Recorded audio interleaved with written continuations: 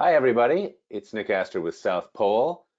We're going to give everybody just about one more minute to file in. We know that some people like to show up just a few seconds late. We'll probably get started in about 1 minute. So in the meantime, check that last email, drink that last sip of coffee, and get ready to sit with us for about an hour for a really exciting conversation. And if I may ask the panelists, if you haven't already, go ahead and mute yourself if you're not talking. And when you're not presenting, you can turn off your camera just like this.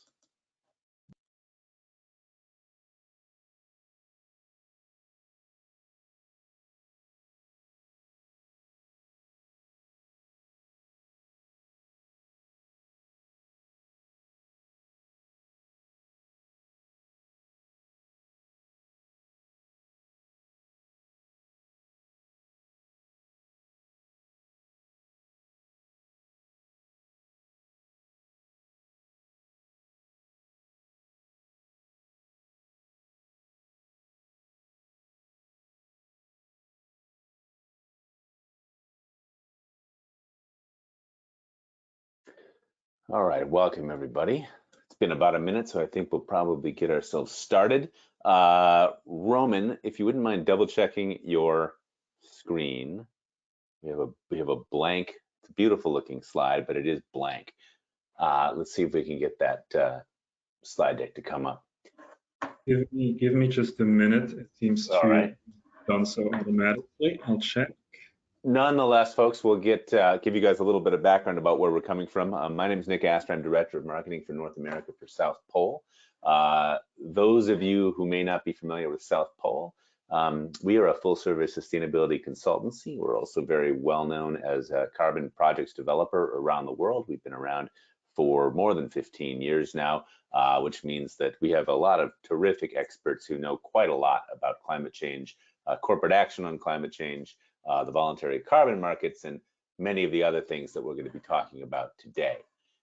The title of today's webinar is Navigating Climate Claims on the Path to Net Zero. What we hope to answer today, or at least get a conversation started on, is what is the path to net zero, for one thing? Let's define that term. And then let's also talk about the kinds of claims that you might make as a company on that path to net zero. Climate neutrality, carbon neutrality, net zero, all of these types of terms we're going to get into today. Roman, if you want to, the page looks a little goofy, but let's keep. If it stays goofy, I will share my screen and we'll just roll with it that way. So give it one more chance and see if you can pop us down to the panelist page. Give me one more attempt. Right. I think now we've figured it out. Roman is one of our most experienced team members, and you can tell his expertise with GoToWebinar precedes him. The art. There we go. All right. Next slide, if you please. We talked about this. We've been around for a while. So today, we're going to be joined by Roman Boley, the gentleman that you see on your screen right now. He's our Regional Business Development Lead for North America. He joins us from Switzerland, but he's here in the US. Lauren Frisch, did we pop the screen again?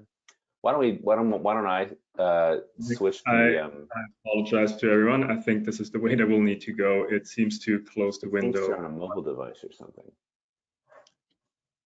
Isn't this fun? Everybody loves it when we start a webinar and this happens. All right, tell you what, I will pop in as the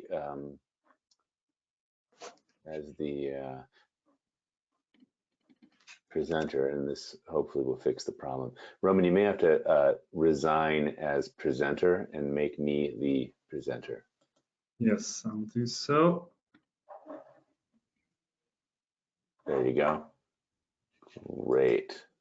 Just going to show everything. Here we go. Okay, now, ladies and gentlemen,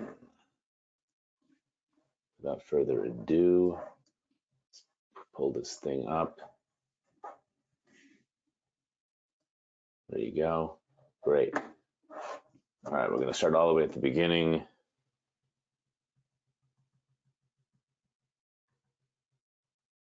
Okay, everybody sees everything? Are we cool? I'm not hearing any negative answers. All good. Folks, apologies for that. We're going to get moving now. I'm going to turn the microphone right over to Roman. But just so you know, Lauren Frisch is joined us as well. She's a programmer at Climate Neutral. Climate Neutral is a partner of ours. They're considered a nonprofit certifier for companies that are looking to certify their action on climate. And John Mascari is also graciously volunteered to join us. So the company that you may have heard of, it's called Blueland. They make home essentials, personal care products, and so on, very sustainably minded. And they actually work with both of us, climateneutral.org and South Pole, which he's going to tell you a little bit about as well. So Roman, it's up to you. If you do need to, need to click the button, so to speak, I'm happy to do it. Hopefully nobody sees that weird control panel in the corner. Does the screen look as it should? It looks as it should. Great. All right, let's carry on then. Thank you very much, Nick, and thanks everybody for tuning in today. Excited to be here. Nick, I'm just going to do the next click whenever that is ready. And without further ado, let's jump right in with some conceptual foundations, starting with the term of net zero, what it is and why it is necessary. So a couple of years ago, the IPCC, the Intergovernmental Panel on Climate Change, issued a special report where they detailed what is needed, that we need to do as a global society in order to limit global warming to 1.5 degrees. And what they said in a nutshell is that we will need massive emission reductions, but also need to absorb and remove carbon from the atmosphere. So this is where the term net zero comes from. Net zero means that any emissions that are emitted into the atmosphere are balanced by absorbing an equivalent amount of emissions from the atmosphere. Next click. And what the IPCC says is that in order to meet the 1.5 degree global warming target, we need to achieve this by about mid-century, around 2050. So until then, we need to massively reduce our global emissions, and then every single year, around 10 gigatons need to be removed from the atmosphere. Now, when we speak about removals, we're talking here specifically about so-called climate action projects or technologies that allow us to do so. So let's have a brief look at this. Climate action projects can broadly be classified into two categories. On one hand, carbon avoidance and carbon removal projects. Carbon avoidance projects, as the name suggests, are projects that make sure that certain emissions are not reaching the atmosphere in the first place. So a typical example would be forest conservation projects, so protecting existing biomass in areas where there's heavy deforestation, or renewable energy projects that make sure that the burden of fossil fuel sources in the energy mix are reduced and thereby emissions are avoided. The other category, as mentioned, are carbon removal. So these are the technologies that will be required in order to achieve a net zero state. So those are technologies that actively sequester carbon from the atmosphere.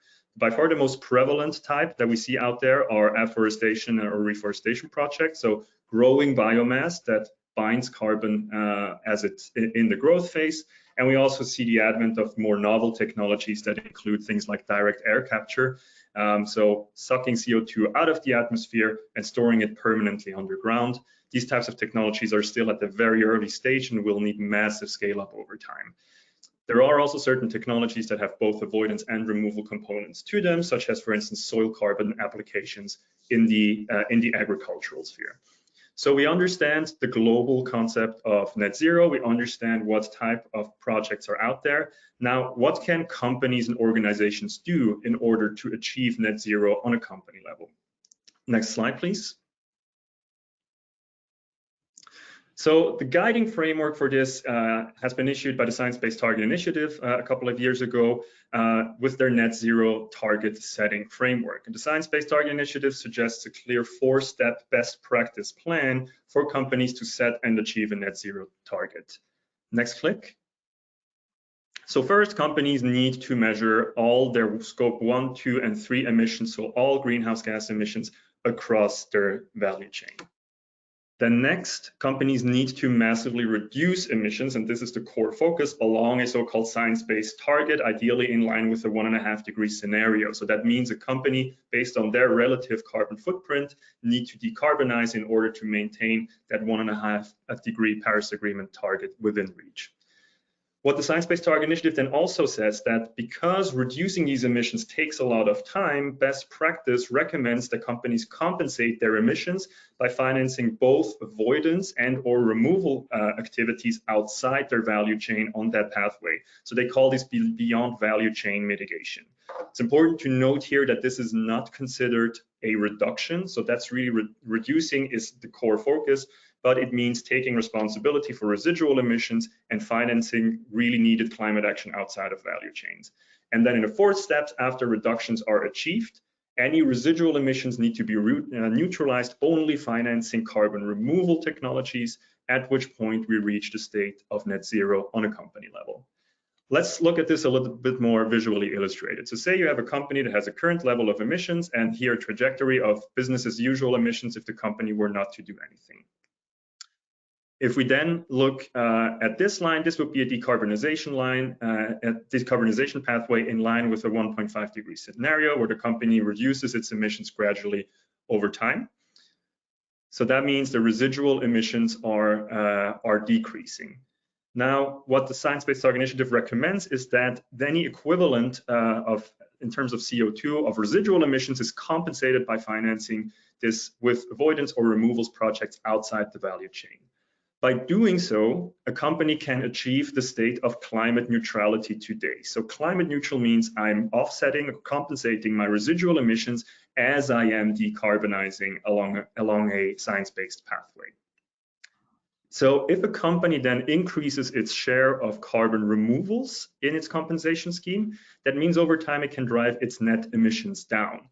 So net emissions are residual emissions minus the emissions that are neutralized through removals. And once a company here in around 2050 has reduced all emissions possible, ideally in line with the science-based target, and has neutralized the equivalent of the residual emissions with carbon removals, this is when we achieve the state of net zero. So thereby, it's important to note, if you at the next click, climate neutrality can be understood as a key milestone towards net zero. And if you click on next, it's important to understand here and to make clear climate neutrality is by no means offset and forget.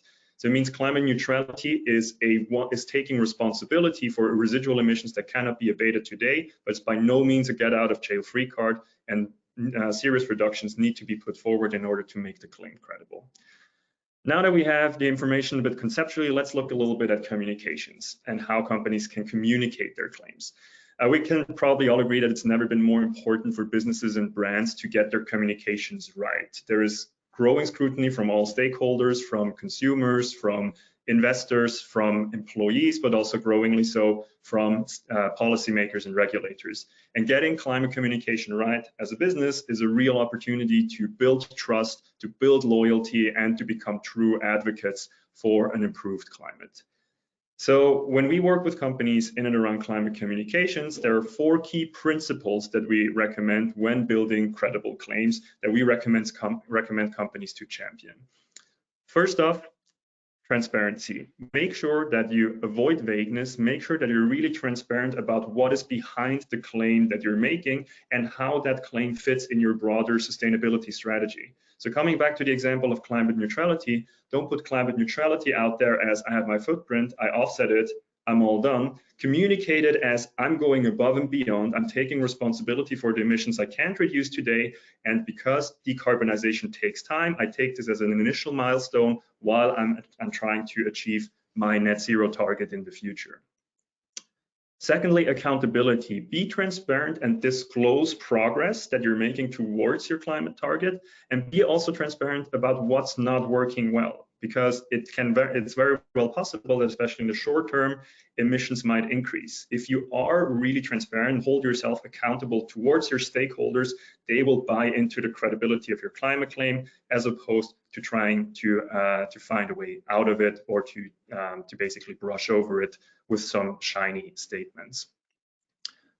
Third, authenticity. Make sure that you have a claim or a sustainability communication that befits your overall long-term company strategy. Don't just put on a green hat and keep on doing business as usual. It has nothing to do with your sustainability effort. Make sure that your climate claim really resonates with who you want to be as an organization. If you're, for instance, say an apparel company that centers its sustainability communication in and around its products, you might want to explore a product level climate neutral claim. If you are a company that operates more in the background in supply chain, say in manufacturing, maybe you want to prioritize a 100% renewable energy target and the related claim. Make sure it really befits who you want to be as an organization. And last, but certainly not least, impact. Make really sure that you're walking the walk and not just talking the talk. So that means anything that you put out there in terms of claims, make sure it's really verified by third-party data. Make sure if you're claiming climate neutrality, that you're compensating your emissions with verified with certified climate action projects from which you can procure carbon credits that are really validated, and avoid that you don't have any backup in case you're being scrutinized. And also make sure that you put forward the data and the elements that are most important to your target audience. And as such, avoid vagueness and avoid lack of proof. In our experience, those are really the core ingredients that increase your potential exposure to greenwashing accusations. And if you get those 4 principles right, that's going to take you a long way. So we understand that this is not always an easy feat for companies to pull off, and therefore having frameworks out there that are useful and tangible and easy to navigate can be really helpful for companies. And an organization that has done a tremendous job at this is Climate Neutral certified. And with that, I'm handing it over to Lauren. Hey, Great. Thank you so much, Roman and Lauren. Just before we get started, and by the way, thanks very much for that, Roman. I think we're getting better and better at explaining this complicated stuff. Everybody, some of you were kind enough to send us some questions in advance of the webinar. I've got all of them tallied up and ready to go, but I just wanted to remind everybody that you can ask questions anytime you want during this webinar, and we will get to them at the end. The way you do that is to click on the webinar control panel window that you should see somewhere on your screen. You'll see a tab or a little drop down that says questions. Flip that down, type your question right in, and submit it, and we will put it in the queue to answer at the end of the in probably 20 minutes or so from now. So Lauren, take it away. Great, thank you so much, and thanks everyone for coming. I know Roman really loves hard questions, so feel free to really ask him whatever you want in that chat there. That was a great overview of net zero and why we need to achieve these important decarbonization goals. And I'm excited to shift gears a little bit and talk about how following a standard can really help you increase the credibility of your claims and meet your longer term goals. So in general, standards help provide transparency, enhance your accountability, and really overall just support valid claims, which, all of this was just on the slide. Roman just shared about how to make sure you're navigating a credible process and creating a good plan. So Climate Neutral was really founded to serve in this role of creating a rigorous foundation for climate claims. Thank you. Our goal is to provide common language for climate action and really to set the bar for accountability and transparency in climate action, and also set the scope for the different types of requirements that brands should have to undergo in order to become climate neutral. We work with 2 external advisors throughout the year to improve our standard, and our goal with setting the climate neutral standard, first and foremost, is to make our process high impact and rigorous. We want to hold our brands to the highest potential standard, but at the same time, it's really important for our process to be achievable. We recognize that a standard isn't valuable if it can't be achieved. So we're always trying to hit that line of pushing our brands to the highest point possible while still making sure the process is achievable for them. And finally, we want to make sure our process is compatible with the many frameworks that are out there for greenhouse gas accounting, for emissions compensation, and for setting reduction actions. So, for example, we often try to align with the Science Based Targets initiative that Roman just talked about. Next slide, please. Thank you. So, like Roman said, we really see climate neutrality as the first step towards achieving net zero goals. So we've structured our standard and our process to really set the stage for helping brands take immediate action, as well as setting a longer-term decarbonization plan that helps them achieve net zero goals over time. So our measurement standard outlines the scopes that brands need to measure in order to qualify for climate neutral certification. We do require brands to measure their cradle to customer emissions. We also outline data and verification requirements for certification. Our reduction standard requires that brands set 2 or more short-term reduction actions that they'll complete in the next 1 to 2 years. And again, the goal here is to really get brands to start taking action now, to map out a plan for the decarbonization that they'll do in the next 1 to 2 years. But we also ask brands to set longer-term science-aligned targets for 2030. And again, these are aligned with trying to limit climate warming to 1.5 degrees Celsius.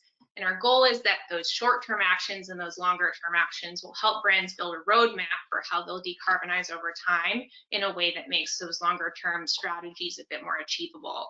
We also require brands to report annually on their progress, and we evaluate progress every 3 years at checkpoint years.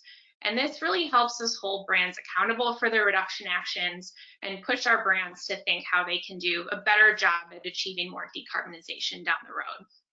Our compensation guidelines,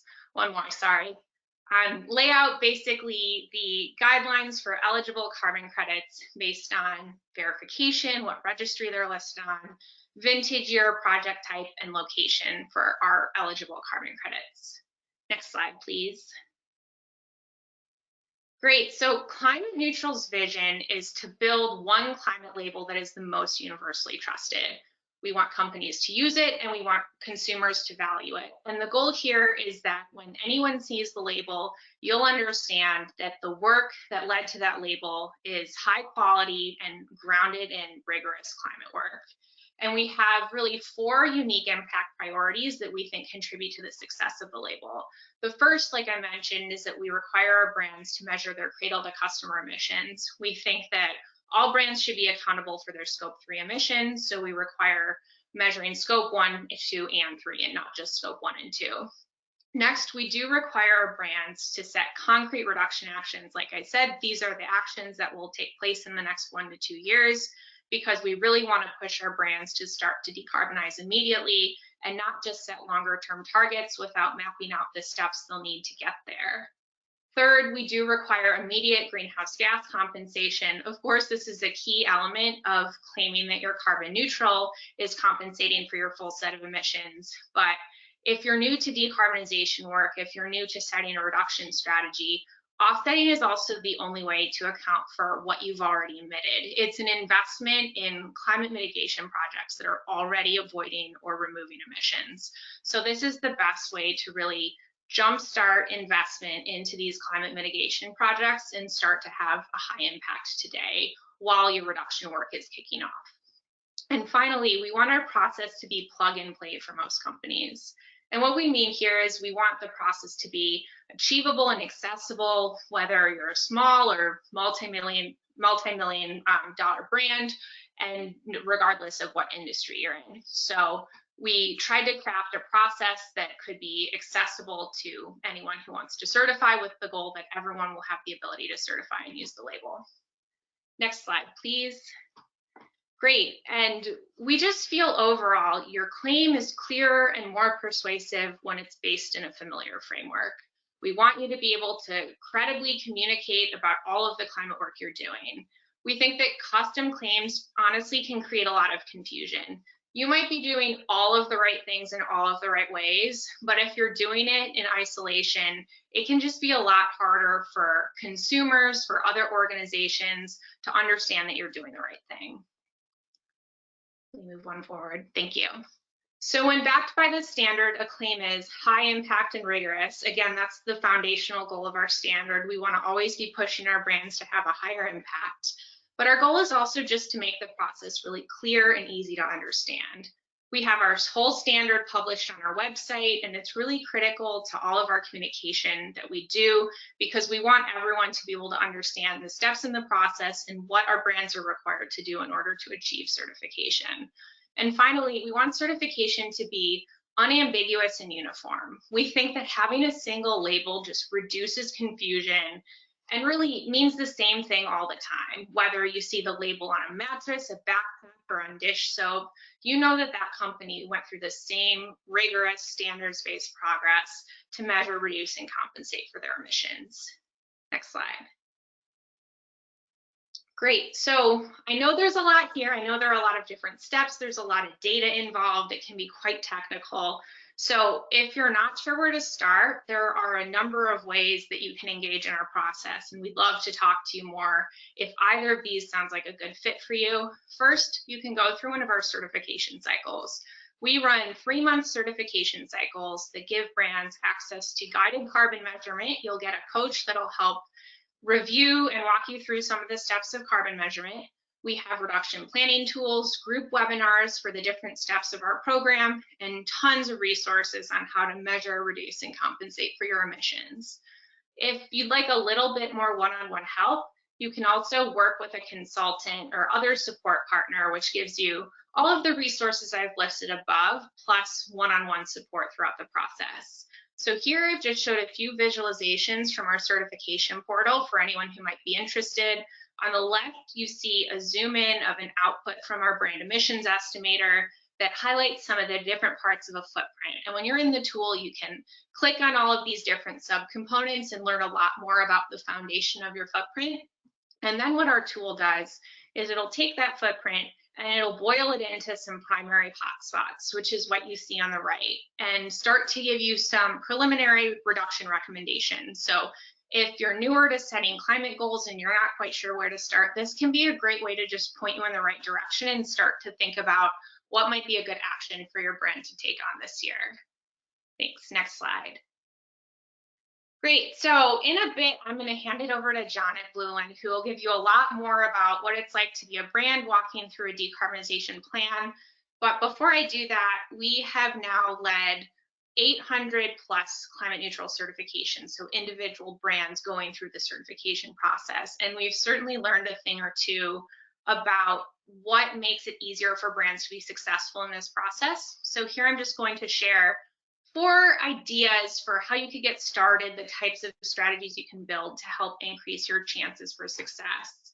The first is to just get smart about carbon credits and pay attention to the carbon market throughout the year. Like any market, pricing changes all the time, and there's a lot of nuance between different types of carbon credit projects and prices. So it can be surprising if you only check in with your carbon credit provider once a year and you haven't thought about how the market has changed throughout the year. So in order to set a successful budget and not to be surprised about changes in the market, we suggest you integrate tracking the market into your long-term decarbonization plan. That'll also just give you more information on different project types and help you build a portfolio that better aligns with your company's goals. Next, we encourage you to map out both short-term and long-term reduction goals together. Again, this is a requirement in our process, and we do so because we want the short-term goals to be able to help you set the stage for how you're going to hit a longer-term goal. We find that when brands set long-term targets without the interim steps to get there, it's just a lot harder to track progress and know if you're successful and on track. Next, we recommend you educate, excite, and enlist people across your organization in your decarbonization work. Some of our brands do this by having different departments budget for their own carbon credits or even just pick out their own projects. Other brands do this by rotating which department takes on a different reduction action.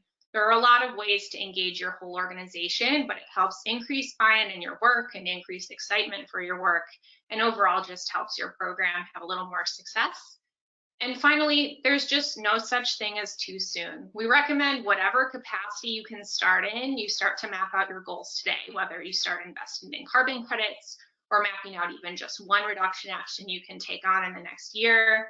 We need to hit our starting goals by 2030, and we could use everyone's help. So if you have the ability to jump in and start making an impact by setting a plan, the time is now.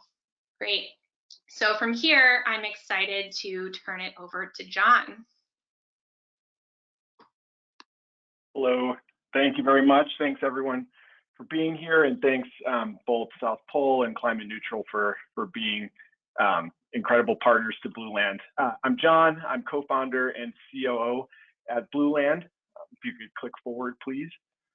Blueland is a relatively new business. We launched in 2019, actually on Earth Day in 2019. And we launched with a mission to make it easy for everyone to make sustainable choices, starting with home essentials and personal care. From a products and operations standpoint, our biggest focus has been on creating innovative new formats in home essentials and personal care products that eliminate the need for single-use plastic packaging, while also being optimized to minimize our emissions.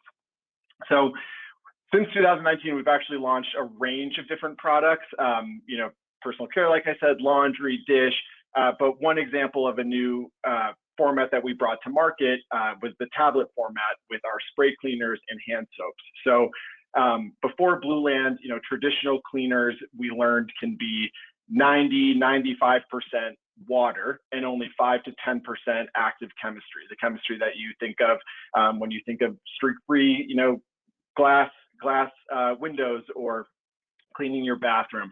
And it's all that water, the 90 to 95% water that creates all that excess plastic packaging, which has major implications both on the waste that we generate, but also on the emissions of shipping all of these things, all of this excess water around. So with Blueland, we took all of the water out of our products. So for example, with our spray cleaners, you just buy the main vessel from us once, hopefully the last cleaning bottle or hand soap bottle you'll ever have to buy. And from there, you simply buy our refill tablets, which are about the size of a quarter, all of the active chemistry that you would find in a traditional product. You simply fill up your forever vessel with tap water at home, drop in a tablet, and voila, it immediately starts to effervesce. Within minutes, you have 24 ounces of spray cleaner, 9 ounces of hand soap, really allowing us to get away from the need for excess plastic packaging and the associated emissions, and have since launched a number of different formats, all on the same primary premise of eliminating plastic and optimizing for a lower carbon footprint. If you could flip forward, please. Yeah, so plastic, we've, as a focus of ours, it is an ecosystem problem, a pollution problem, and a human health problem, but it is also a huge emissions problem and a fossil fuel problem. Actually, almost all plastic today is made from ethane, a byproduct of fracked gas, and 20% of oil production will be used to make plastic by 2050. So thinking about emissions and our emissions as a business, plastic as a focus for us is really inherent in our strategy in eliminating or really minimizing our footprint as a business. Next slide, please. Yeah, so we tried to rethink of everything and rethink of the entire operations in order to bring down our emissions as a business, not just from the offset perspective, but really from product inception all the way to delivering to the customer and how the customer uses the product at home. If you could go to the next slide. So here I kind of just laid out a few of the different ways that we think about it. The list is long, but helpful ways that we have talked about it internally as a company as we think about bringing products to market in order to really, walk the talk when it comes to our environmental goals. So the first is product design.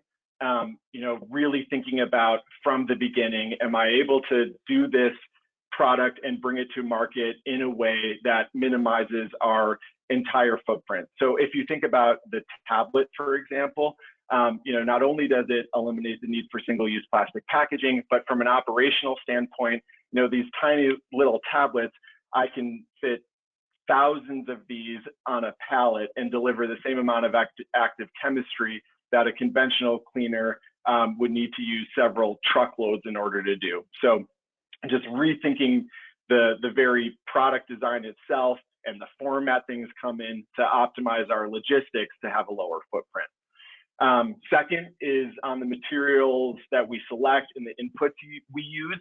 So we as a company, have a goal to really get to as close to not using any petro-based chemicals as possible. We think about emissions and our reliance on fossil fuels, not just in terms of what we put out in production, but also what we put into our products and how to really minimize our reliance on fossil fuels as much as possible. So from product design to also thinking about every single material we use and input we use along the way. And then comes climate neutral certified. So, unfortunately, we live in a world where it is not currently possible, at least from our perspective, to have a truly a zero footprint. Obviously, we are a direct-to-consumer business.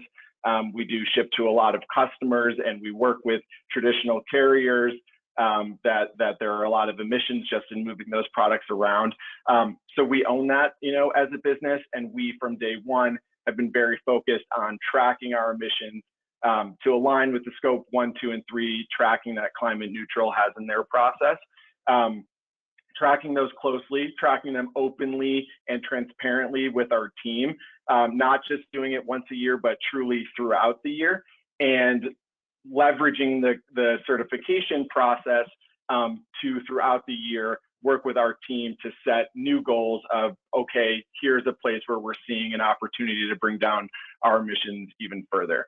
So for example, one of the things that we're most proud of is the amount that we've worked with our key manufacturers to bring their emissions in our production down. So our largest manufacturer, for instance, we worked with to transition them to being 100% renewables in their energy usage, as well as transitioning to on-site solar, actually putting solar on their roof and doing all of their production based on that. So have really relied on Climate Neutral to measure everything and use those measurements to focus on where to improve and identify key big opportunities that we can focus in on as a team to really improve our footprint overall. In achieving our goals, we're not just engaging our suppliers, which is a really important part of the puzzle, but also really engaging our team.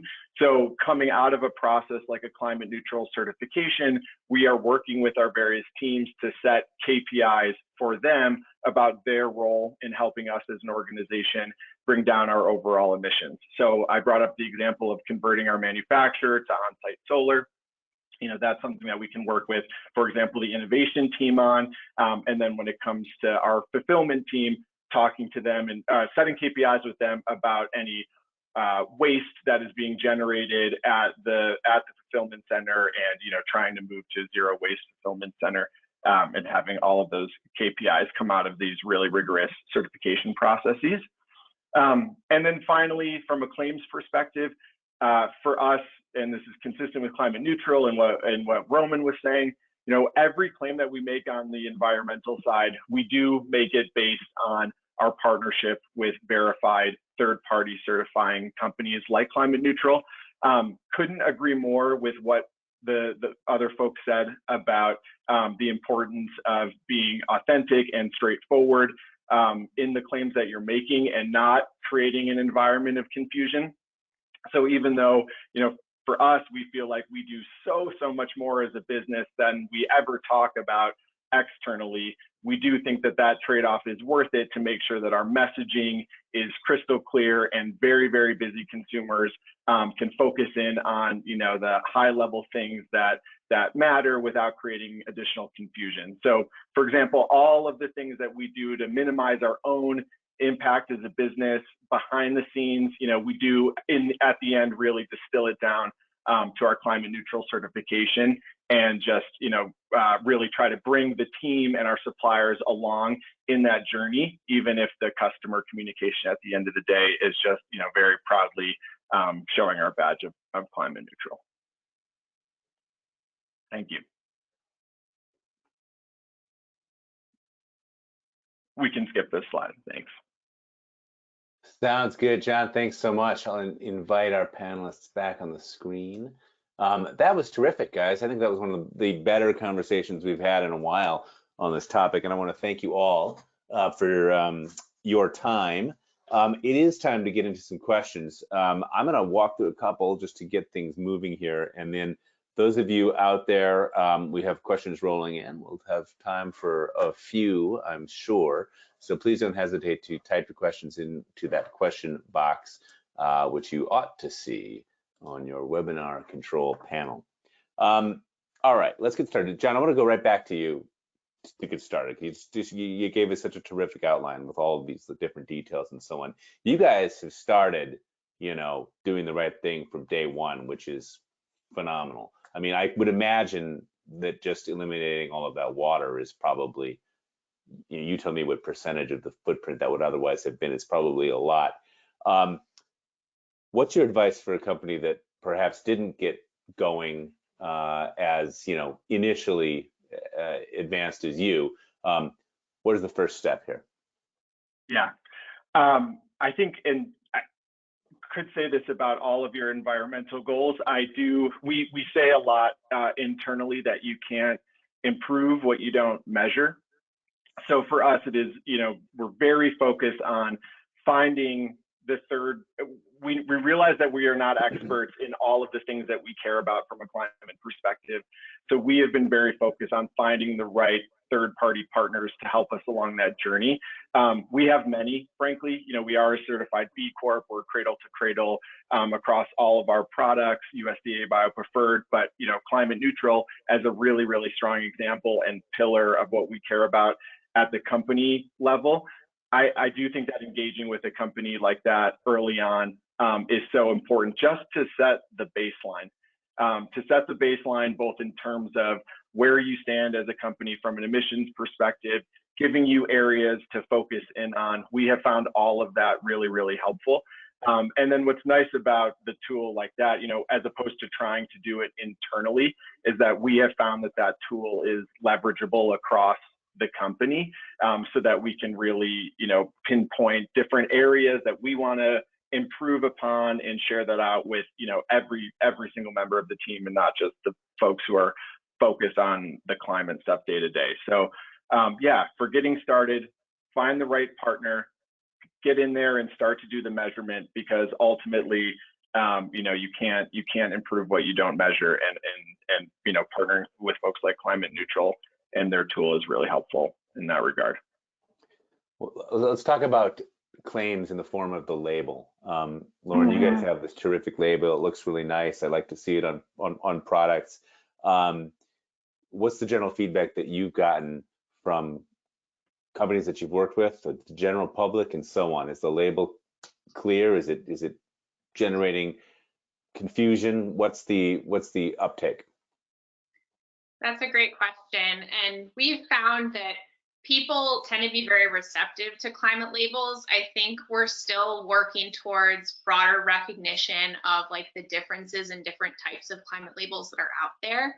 But in general, we've found that people do feel favorably about seeing labels. They know that it is associated with good, high quality progress. So I'd say overall, we've gotten a lot of great feedback on our label, and certainly have had a lot of brands come to us because they've seen the labels on competitors, and a lot of consumers who have pushed their favorite brands to reach out to us to certify. And that's exactly the type of thing we want to see. We want to see more and more businesses coming to certify because they see us out there and they recognize the label as that high standard. Roman, have you seen this as well in the market in general? I mean, we're supportive of labels in principle at South Pole. Any additional feedback that you've experienced?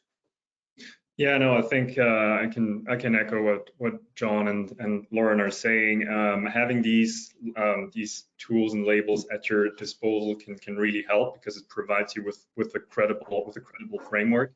And generally, coming back to what we initially said, there is a broad array of claims that are out there. John, you said you focus really on trying not to confuse your customers, and I think this is something that a lot of brands want to be mindful of. I don't want to overclaim, which has actually led to a lot of companies rather doing something and being a bit cautious about communicating. But by using these types of frameworks and exchanging with your peers, seeing what's working out there, making sure that you're transparent, that you're authentic, report us on stuff that is not working well. This is where we see company really gaining confidence and gaining buy-in by stakeholders and putting these credible claims out there. And we need that type of advocacy. We need that type of leadership. And it's great to have companies like Blueland have frameworks like Climate Neutral that are encouraging other companies to go out there and really take action.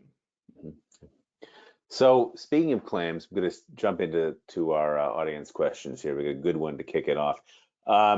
Let's say you make a goal or a target, a net zero target, or something else, and you fail to hit it. What happens? What are the consequences? Any liabilities there? That's a question for everybody. So jump on in. I can jump in here. I mean, I think at the foundation, it's really good to think carefully about the target you're setting before you make it public. This is something that we talk about with our certifying brands every year. If you're going to set a longer term target, like a science-based target or a science line target, like do the math and map out a plan and make sure that plan feels achievable. But I think also, like, a lot of the ways that these structures are, or that these targets are structured, think about like, oh, well, I need to reduce 7.1% of my emissions every year for the next 8 years. And the way that I always think about target setting is like, it is probably impossible to hit that exact level of decarbonization every year. But if you understand relative progress in your targets, if you understand how your short-term goals map into your medium-term goals and your long-term goals, you will still have a better way to gauge if you're on track. That's why I talked so much about the role of short-term planning and long-term planning at the same time, because if you set a goal for 2030 and don't really think about the steps in between and then don't meet your target, like, honestly, that kind of makes sense. But if you set a 2030 target and you say, here's what we're going to try and achieve year after year, there will be changes. You'll need to pivot along the way. I think building in time for research and pivoting is a really important part of this process. You should assume that some of your reduction actions will fail, but if you're able to build that into the long-term plan, you'll be a lot more adaptable. And then maybe you don't fully meet your target, but you're really close and you have pending reduction actions that show that you've really taken initiative and are taking the right steps. And I think in that sort of scenario, you're fine because you can demonstrate publicly like what went well and what didn't. And I think on top of that, this is a long answer, but I think it's important. I think on top of that, like, being in a place where we can all talk about what's failing and like work as a business community to think about how to make that easier for the next brand to start the same reduction action is really important. So if there was something that you failed, like, how can you share what you learned about that failure so that the next person doesn't fail? Because that'll help everyone meet their targets better, and it'll help show that you're taking the right steps to meet that claim. So that's probably not exactly how you thought I would answer that question, but I think so much of that ties into the way you make plans and will help your longer term success. Good. I would just say from the brand perspective, like, completely agree with that. And it is one of my favorite parts of the certification process is that you do have to set these short-term goals, and that then Climate Neutral publishes them. I just like that accountability. I'd like the accountability for, me as a manager, but also for the team overall. And the framework of it being short term, and in the following year when we go to recertify, that we do have to show our progress against those goals. I think that it's great. I think some of the much bigger, loftier goals that folks put out there that when they don't have a pathway to get there, I think, I'm not actually sure how much legal risk there is with all claims. That's the other piece here is there are a lot of legal implications, but with those big, loftier goals without such a plan, I think, folks need to be really cautious about the brand and reputational risk of making those claims for marketing purposes and not truly having a way to get there. And I do also think that from a brand point of view, if you are making those claims, you also have a responsibility to have that that there, not just for your own reputation, but from a movement perspective, like in support of the movement, if everyone is making those claims, but no one is actually working towards them in real and tangible ways, this goes back to making it a much harder environment for customers to navigate what's true and what's not, and really doing the movement a disservice. So for me, love the climate neutral claims in the way that they're structured, that they are a year out. We are then like asked to show our progress for them. I have a lot of caution around people or companies that make very far off goals without a true action plan that's achievable. And just I couldn't agree more with you, Lauren and John. And just to quickly add for context, because you touched upon it with regards to liabilities, I mean, let's not forget, we are still mostly in a voluntary sphere here. Companies are doing this voluntarily. However, we do see compliance schemes catching up. Look, for instance, at the European Union, the Fit for 55 scheme that will require some regulation. We see developments with the SEC on disclosure in North America, but this is still something voluntary. And to your point, companies need to make sure that it's really something that they want to take upon themselves. I mean, if you look at the Science-Based Target Framework, you will, in order to have a long-term net zero target, that will require at least 90% reduction by 2050. That's transformational, right? So be serious that you want to go down that way. But the real issue is still what we have is that 93% of companies in the world don't have climate targets at all. So companies really need to step up, and it's also because of the lack of pressure from regulators. Companies should step up, show leadership, talk about it. And also what we see is, as mentioned in the beginning, regulation is starting to follow. And we have seen this in other industries, in other spheres, that companies that are voluntarily taking the step ahead will be much better set up for anything that comes from the regulatory perspective, and are therefore potentially less exposed in the future against any scrutiny towards their claims. Good. On that note, Roman, you mentioned, and it is notable to remember that this is still voluntary. Going into the future, it is likely that we will start to see at least some government regulations getting involved with this game. There's certainly going to be increased investor scrutiny, consumer scrutiny, and so on. Again, this is a question for everybody, but what's your take on that? Maybe you could kick us off, Roman. What is the likelihood? What's on the horizon for this, and how can one help themselves be prepared? Mm-hmm. So it's a great question. So first of all, make sure that you follow the guidelines as they evolve and try to get a head start as much as possible. I would say in North America right now, the big talk is around the SEC ruling that will likely require companies to disclose their carbon footprints, to disclose their climate risks, and also if they're offsetting, what type of offsets they are using. And that will come back to a lot of elements that we shared in our conversation today. Make sure that as you're taking these activities, make sure that you're transparent about what you're doing and what you're not doing, and very importantly, have the data ready, right? This is a main challenge that we see with companies, and as we know, the first step in any climate journey is understand your carbon footprint, right? John, you with Blueland, you can't produce what you don't understand. So companies that feel that they have gaps in their data, we strongly encourage them that they go ahead and get support and try and get a full understanding of their scope 1, 2, 3 emissions, because this will be the absolute baseline.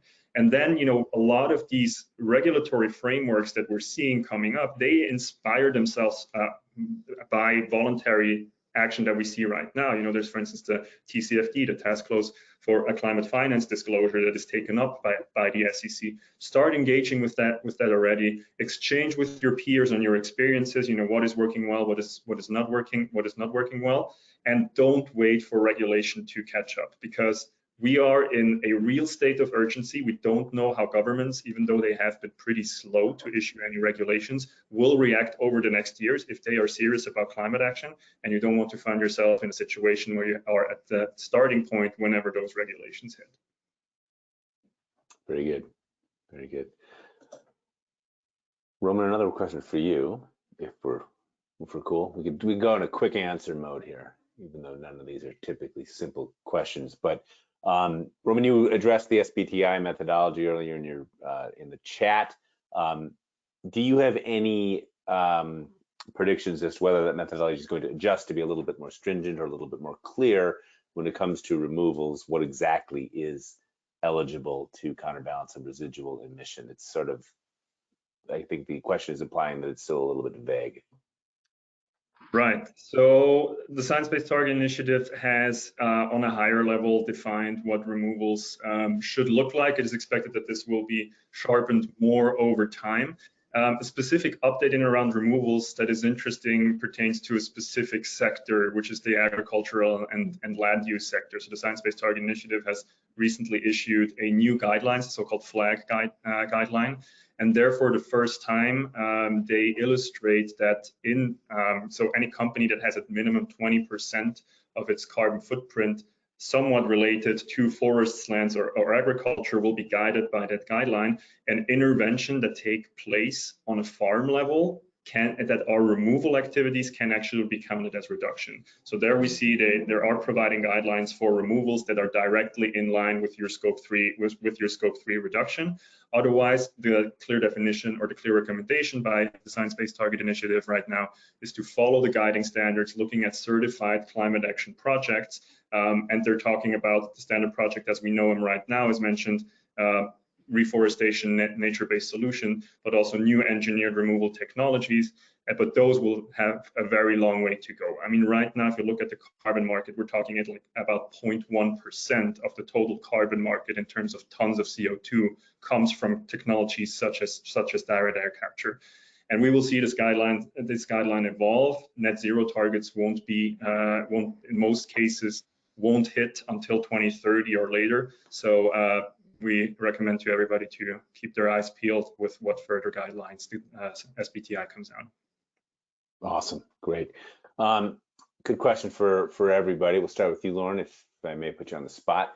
It's kind of a fundamental question. It's probably about more than just net zero, but how do you get company executives on board with a net zero strategy, a net zero journey? It's what we like to call it. If they're looking for quick wins, if they're still thinking short term about how they do things.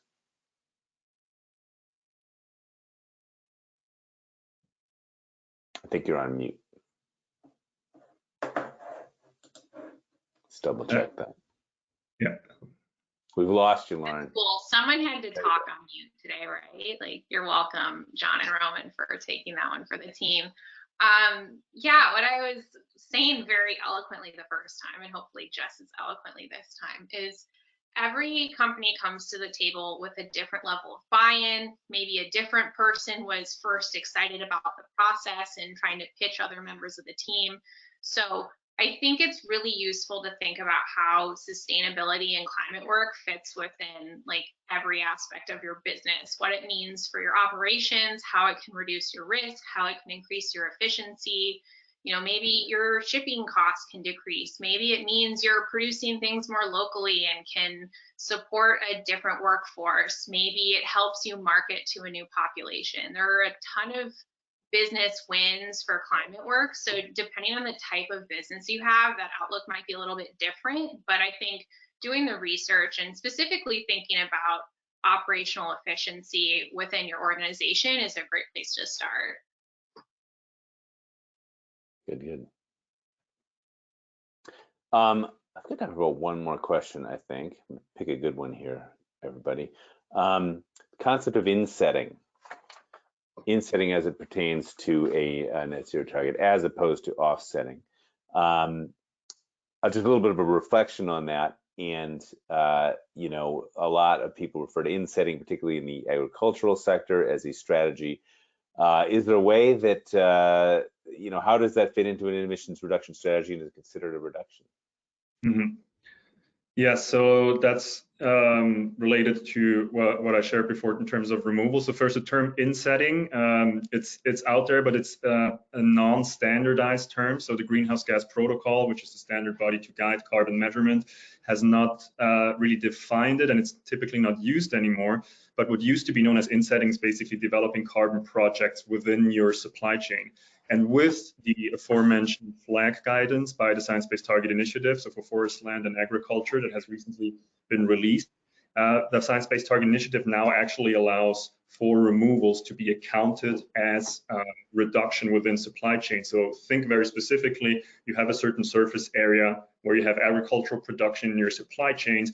If you, for instance, have tree cover corridors that you plant on site, and you can measure the removal activity from that tree planting. You can report that out separately, and that can actually be counted as your Scope 3 reduction. So with that, the Science Based Targets initiative is encouraging the forest, land, and agriculture sector, which is of course a huge bucket of emissions globally, to actually account for emission removals in their supply chains. So formerly known as insetting.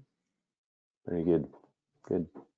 I think we've actually just about hit the time target here, guys, at pretty much exactly an hour. So I'm going to offer us the opportunity to wrap it up. There were a handful of questions we didn't get to. Quite a few people are asking some questions that are very project specific, project types, different types of project certification, and so on. I wanted to invite you to hold tight. We're going to be having some additional webinars that are a little bit more project specific, where you'll have the opportunity to ask far more technical projects about that. It's a little outside of the scope of what we plan to address today, so I hope you'll accept my apologies for that. We do intend to answer everything eventually. And with that, I would like to thank our panelists for taking the time to join us, and thanks to everybody who turned up today. Please do stay in touch. We do a webinar almost monthly, sometimes even more often than that. So do pay attention to what's happening at South Pole. We'll be happy to drop you an email as well, and we look forward to seeing you again soon. Thank you, everyone. Yeah. Thank you.